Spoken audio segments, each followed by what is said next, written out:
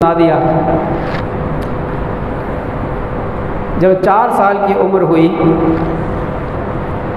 تو آپ علیہ الصلوۃ والسلام بچوں کے ساتھ کھیل رہے تھے، باہر بکریاں چر رہی تھیں اور یہ آپ علیہ الصلوۃ والسلام دوسرے بچوں کے ساتھ کھیل رہے تھے کہ حضرت جبریل علیہ السلام آئے، آپ کو پکڑا اور پکڑ کر لٹا دیا، آپ کے سینہ مبارک کو چاک کیا اور آپ کے سینے کے اندر سے دل نکالا اور ایک طشت میں آب زمزم کے ساتھ دھویا، اس میں سے ایک لوتھڑا سا نکال کر پھینک دیا، فرمایا کہ یہ تمہارا لیے شیطان کا ایک حصہ ہے جسے تم سے دور کر دیا گیا۔ اور پھر دوبارہ اس دل کو آپ علیہ الصلوۃ والسلام کے سینہ مبارک کے اندر رکھ کر اوپر ہاتھ پھیرا، آپ کا سینہ مبارک بغیر نشان کے سٹچ ہو گیا۔ بچوں نے دیکھا تو بچے دوڑے بھاگے ماں جی کے پاس، حلیمہ سعدیہ کے پاس، پریشان، وہ اماں جی محمد کو تو کسی نے قتل کر دیا صلی اللہ علیہ وسلم۔ حلیمہ سعدیہ پریشان دوڑی ہوئی آئیں، دیکھا کہ آپ علیہ الصلوۃ والسلام کھڑے ہیں اور رنگ فک ہو گیا، پریشان ہیں، گود میں اٹھایا اور واپس لے آئیں۔ تو حضرت حلیمہ سعدیہ نے محسوس کیا کہ کوئی خطرہ نہ ہو، خدا نخواستہ اس بچے کو اس کی ماں کے پاس لوٹا دینا چاہیے۔ چنانچہ پھر سفر کیا اور 4 سال کی عمر میں آپ کی والدہ آمنہ کی خدمت میں پیش کر دیا کہ اب آپ اس بچے کو سنبھالیے۔ 2 سال تک آپ علیہ الصلوۃ والسلام اپنی ماں حضرت آمنہ کی آغوش میں رہے۔ جب آپ 6 سال کے ہو گئے تو حضرت آمنہ نے چاہا کہ میں مدینہ منورہ اپنے شوہر کی قبر کی زیارت کراؤں، چنانچہ سفر کیا۔ عبد المطلب بھی ساتھ تھے اور آپ کی خادمہ ام ایمن بھی رضی اللہ تعالیٰ عنہا وہ بھی ساتھ تھیں۔ 500 کلومیٹر کا سفر کیا اور مدینہ منورہ پہنچے۔ حضرت عبداللہ کی قبر پر حضرت آمنہ حاضر ہوئی اور آپ فرماتے ہیں کہ میں اپنی والدہ کے آنسو دیکھ رہا تھا اور آپ زبان سے کچھ بول رہی تھی، لیکن مجھے سمجھ نہیں آئی کہ کیا بول رہی تھی۔ 1 مہینہ قیام کرنے کے بعد واپسی کا سفر شروع ہوا۔ راستے میں ابوا کے مقام پر حضرت آمنہ بیمار ہو گئی، شدید بخار ہوا، تیز بخار ہوا اور بخار بڑھتا چلا گیا، یہاں تک کہ اس بخار میں حضرت آمنہ کا انتقال ہو گیا۔ پہاڑوں میں پتھر رکھ کر قبر بنا دی گئی، چاروں طرف پتھر رکھے گئے، درمیان میں میت کو رکھ کر اوپر پھر بڑے بڑے پتھر رکھ دیے گئے۔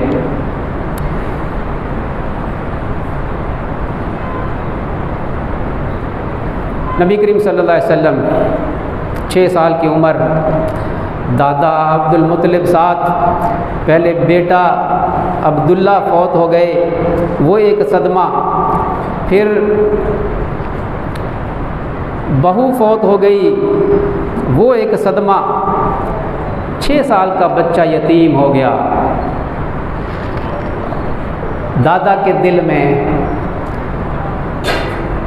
ایک آگ سی لگ گئی، دل جو ہے یتیم پوتے کی محبت اور شفقت میں تپ گیا۔ اور پرانے زخم بھی تازہ ہو گئے۔ ام ایمن نے آپ کو گود میں اٹھایا، واپسی کا سفر شروع ہوا۔ آپ علیہ السلام روتے تھے،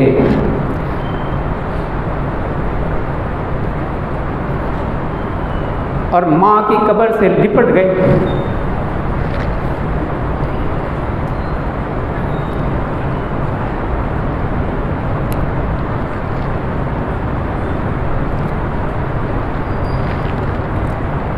کیا کیفیت ہوتی ہوگی؟ حضرت عبد المطلب نے اپنے پوتے کا جتنا خیال رکھا، جتنی شفقت فرمائی، اپنے بیٹوں کے ساتھ بھی اتنی نہیں جتنی اپنے پوتے کا خیال کرتے تھے، بڑوں کی طرح احترام کرتے تھے۔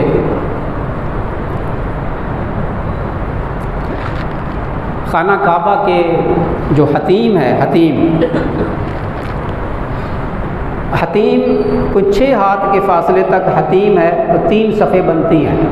وہ جو بیضوی شکل آپ تصویر میں دیکھتے ہیں، یہ جو وہاں پہ حاضر ہوئے ہیں انہوں نے وہ دیکھا ہوگا، حتیم بیضوی شکل میں ایسے دیوار بنی ہوئی ہے چھوٹی سی۔ یہ جو دیوار بیضوی ہے یہ حتیم کا حصہ نہیں ہے۔ حتیم بیت اللہ کی دیوار سے کوئی 3 صف 9 فٹ کے فاصلے تک حتیم ہے۔ اس کے بعد وہ جو بیضوی جگہ ہے وہ حجر اسماعیل کہلاتا ہے۔ حجر گود کو کہتے ہیں، گود۔ حجر پتھر کو کہتے ہیں، حجر اسود سیاہ پتھر، بعض لوگ اسے حجر اسود کہتے ہیں۔ حجر گود کو کہتے ہیں، حجر اسماعیل۔ حضرت اسماعیل علیہ السلام کی وہاں پہ بیٹھک تھی، اس لیے اس کو حجر اسماعیل کہتے ہیں، بیت اللہ کی گود۔ یہاں یہ قریش نے کہ سرداروں نے اپنے بیٹھنے کے لیے بنائی تھی، ایک بیٹھک بنائی تھی، یہ بیت اللہ کی گود ہے۔ یہاں پر عبد المطلب کے لیے ایک فرش بچھایا جاتا، یعنی ایک قالین بچھایا جاتا، اور اس قالین پر آپ عبد المطلب کا کوئی بیٹا نہیں بیٹھتا تھا ادب کی وجہ سے۔ نبی کریم صلی اللہ علیہ وسلم تشریف لاتے اور بے دھڑک اس قالین پر جا کر بیٹھ جاتے۔ آپ کے چچا آپ کو کھینچ کے اتارتے کہ یہاں بیٹا یہاں نہیں بیٹھنا، یہاں سردار بیٹھیں گے، آپ کے دادا بیٹھیں گے۔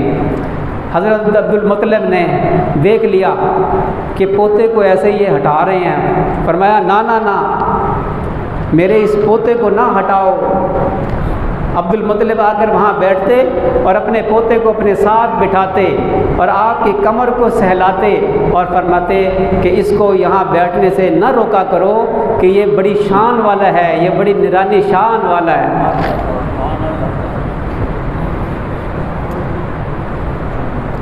جب 8 سال کے ہوئے تو دادا عبد المطلب کا بھی انتقال ہو گیا، لیکن مرنے سے پہلے انہوں نے حضرت ابو طالب کو آپ کا کفیل بنا دیا، ان پر ذمہ داری ڈال دی کہ میرے بعد میرے اس پوتے کا خیال تم نے رکھنا ہے۔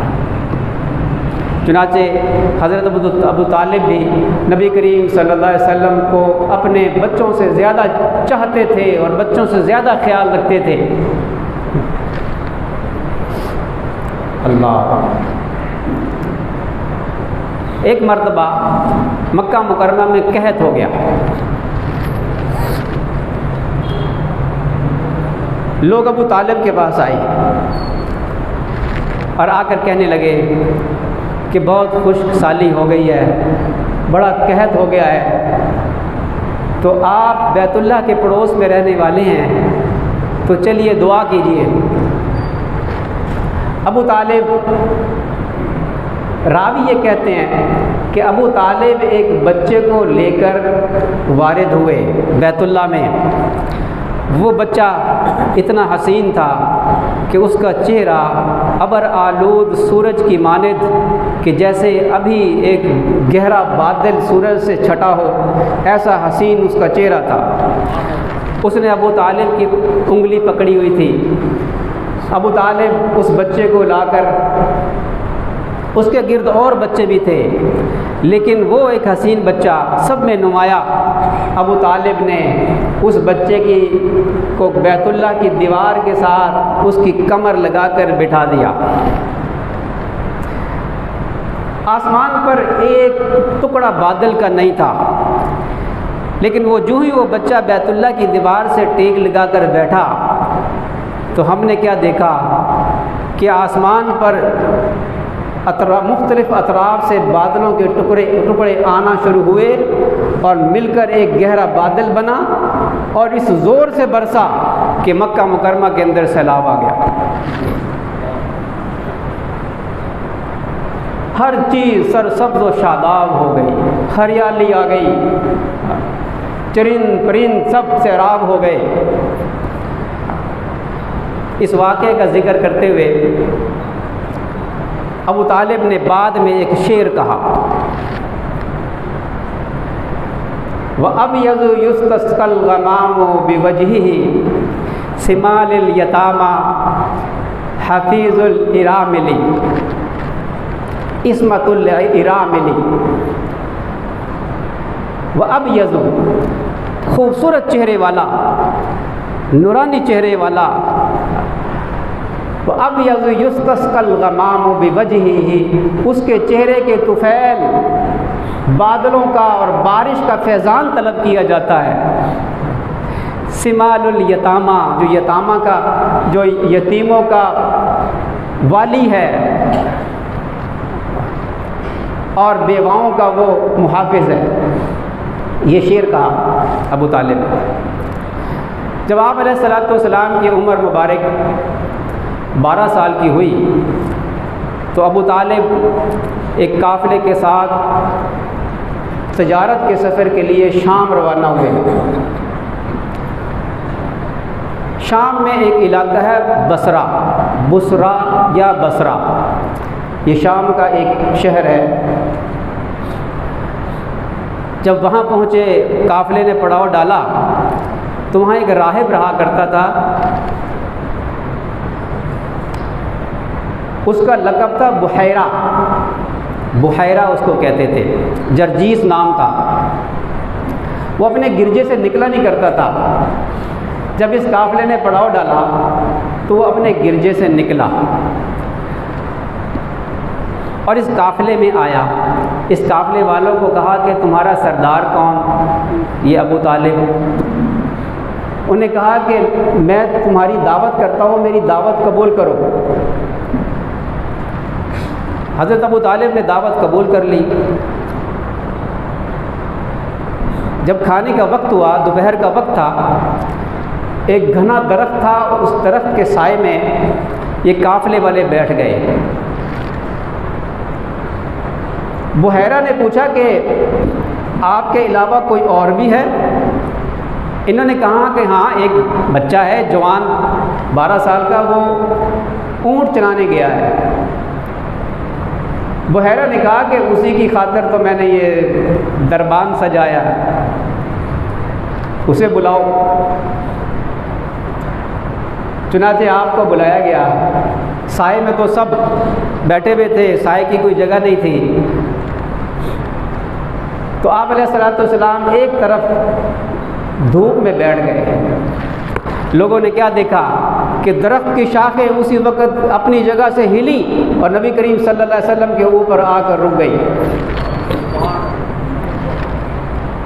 بحیرہ یہ سب دیکھ رہا تھا۔ بحیرہ نے پوچھا کہ اس کا باپ کون ہے؟ ابو طالب نے کہا میں ہوں۔ کہا نہیں، جھوٹ بولتے ہو، اس کا باپ فوت ہو چکا ہے۔ ابو طالب نے کہا ہاں، یہ میرے بھائی عبداللہ کا بیٹا ہے اور مجھے اپنے بچوں سے زیادہ پیارا ہے۔